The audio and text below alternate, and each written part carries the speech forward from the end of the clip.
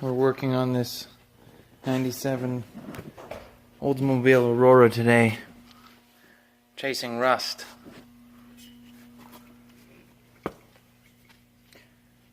What happened was dirt was all built up in here, inside this cavity in this compartment.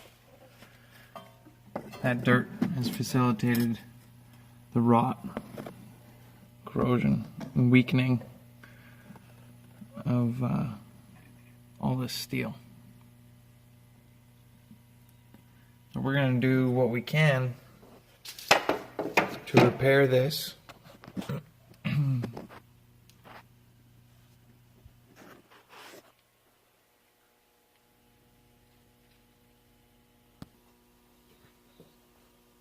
So right into our repair.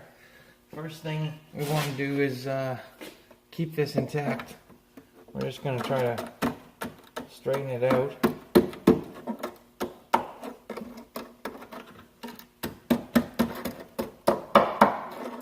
Just enough. We want the best representation that we can of this outline.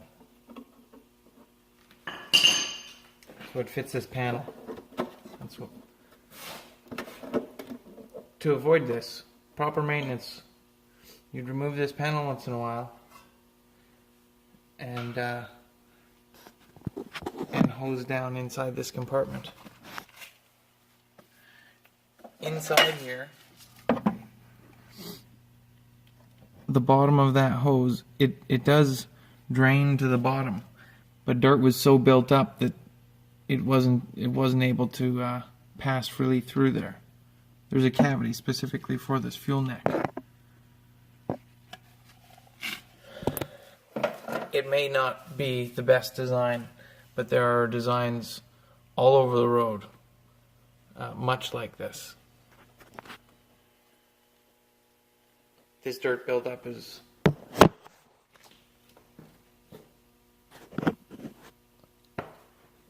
sufficiently deteriorated the integrity of this car. Not to mention, folks, when this usually rots here, it's also right where all your suspension components want to attach.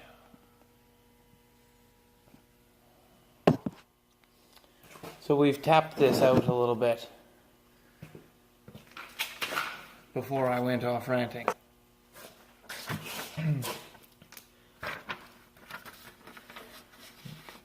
Get a good guess. I can feel inside here that these lips are only 3/4 of an inch on each side. This doesn't need to be exact. The closer the better. Our goal is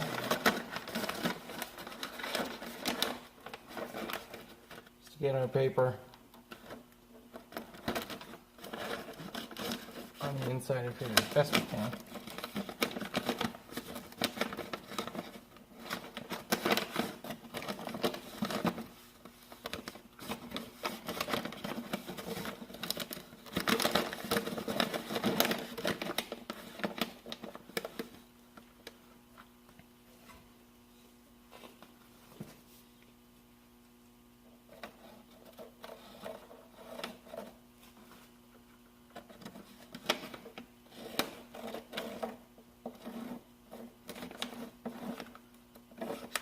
I don't even have a good marker. What kind of demonstration is this? I suppose the goal is learning. It's not always do as I show, but hopefully showing you something can help you think about it critically yourself. Now we know that this is likely to be a little bit rounder.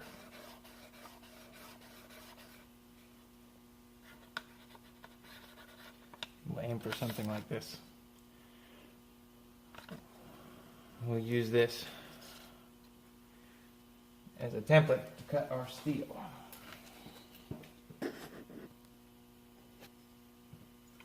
then the fun begins. Always, always something over your eyes. I prefer goggles, but today they're not with me. We've lost our light.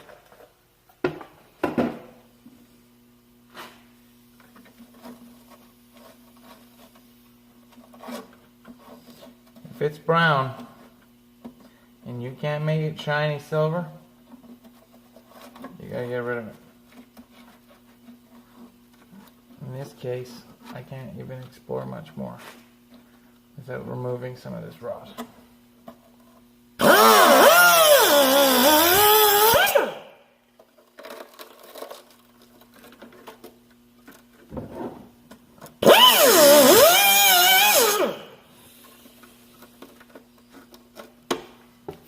Of course, it doesn't really take much.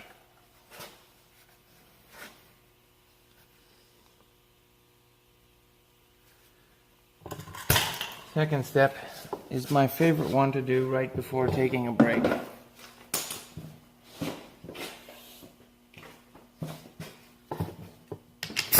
Which I won't be doing today.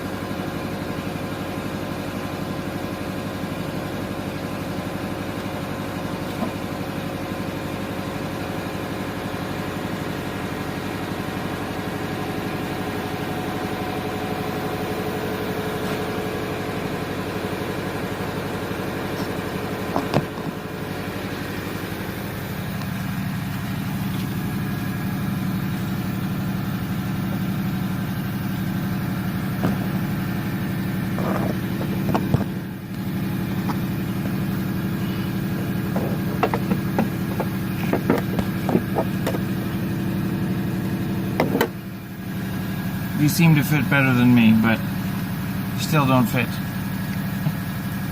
Sorry for that. You make a good viewfinder.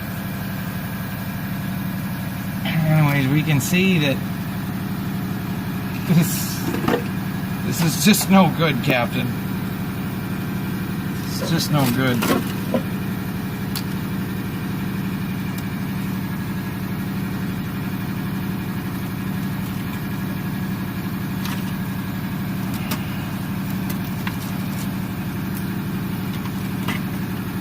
Thinking in my head all the ways that I'd like to tell this fella, you know, it's just too much.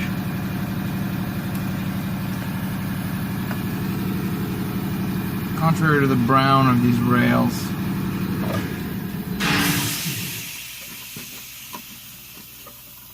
Oh no. Look at all this that's still in there.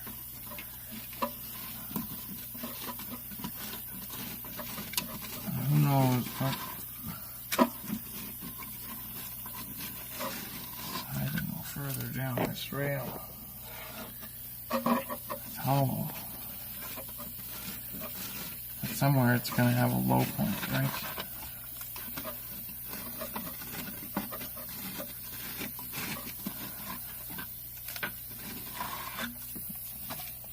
I'm going to have to blow this out with some air, but we've got plenty of cleaning up to do before we can completely clean that out. Our goal is going to be to grind away the inside of these walls Let's see what sort of strength we've still got.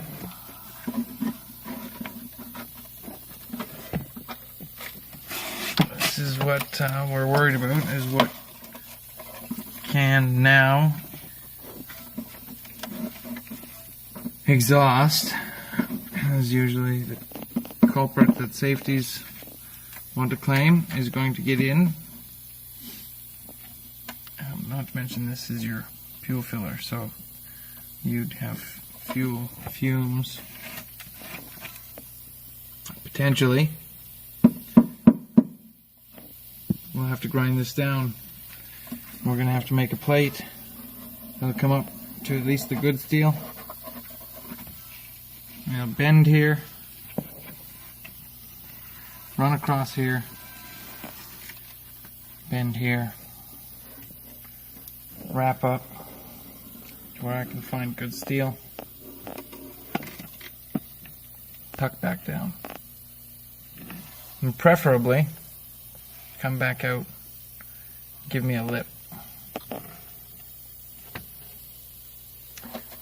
Then I can make a plate on the outside that has the bottom of our shape, so that we can fit our protective cover back on there. I laugh because it hasn't protected from much except for large stones, which may have made this faster process and which wouldn't drain back on the other side of this rail down. I mean, there is space, but it's a tight space, so when I blew the air, you know, all the dust is cleared out.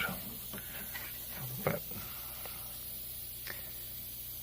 this will be a fun task, welding all up inside here, and some spot welds, plug welds across the rail, and again weld up in here. Hopefully there are no fuel fumes, right? Let's continue.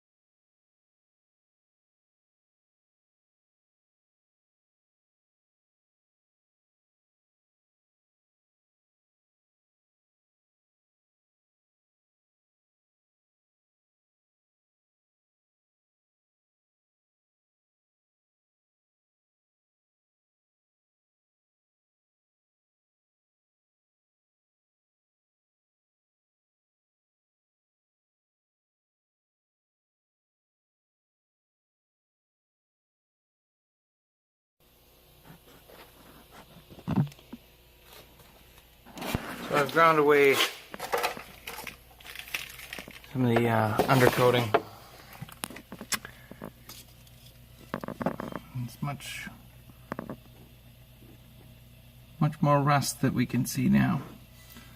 You can also see from the factory they were just filling with seam sealer. This was would have had a gap, some sort of gap in the panels. We'll be using seam sealer as well when we finish this, but right now we're worried about getting some sort of piece of steel in here. It's pretty tight quarters. Tools aren't getting in here. There's only so much rust that we can clean away. Most importantly is to get some sort of surface to weld onto.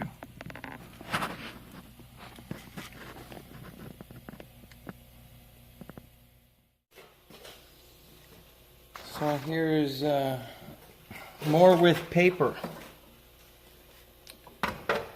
Using paper as a method to trace out our template.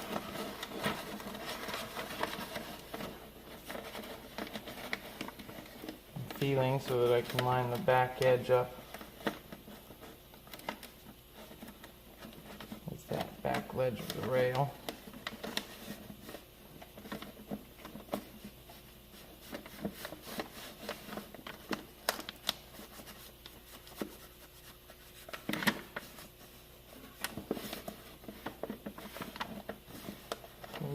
contour a little bit like we will hope to have our steel.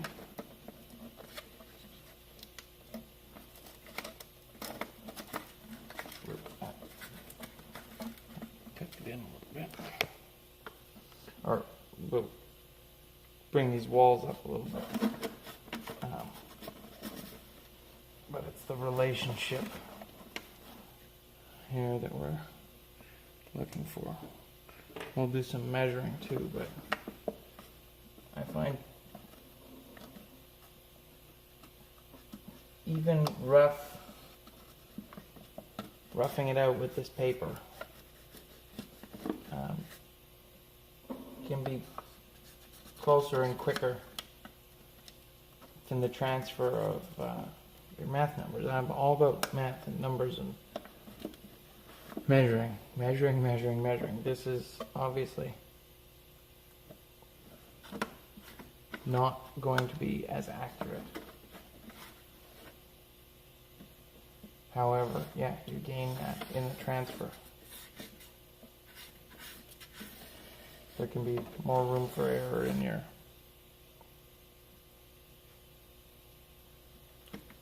math numbers.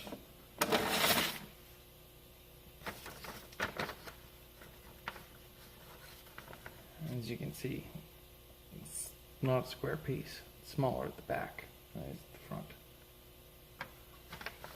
But now we have that relationship documented.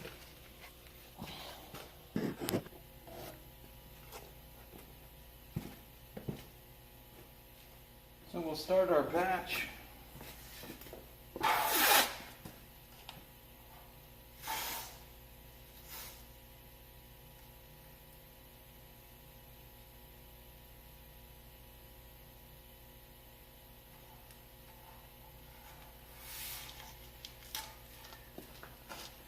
Give ourselves some line, any line. Follow. As we trim this down.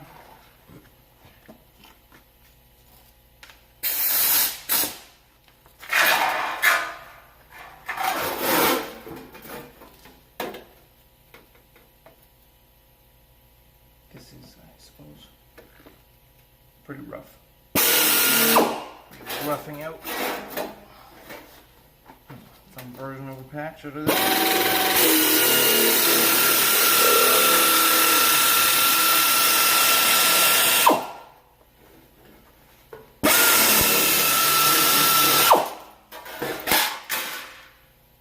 My favorite byproduct.